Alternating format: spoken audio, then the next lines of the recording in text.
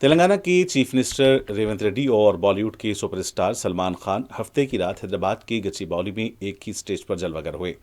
جی H M C Balayogi athletic stadium میں Indian super cross racing league season 2 کا شاندار آغاز ہوا، جس میں چیف منسٹر ریونت ریڈی نے بطور مہمان خصوصی شرکت کی، جبکہ سلمان خان بھی خصوصی طور پر اس تقریب میں شریک رہے۔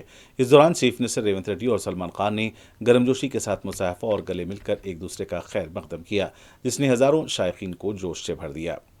دونوں کی ملاقات کے لمحے کی تصویر اور ویڈیوز تیزی سے سوشل میڈیا پر وائرل ہو رہے ہیں اور مداح ان کی تعریفوں کے پل باندھ رہے ہیں۔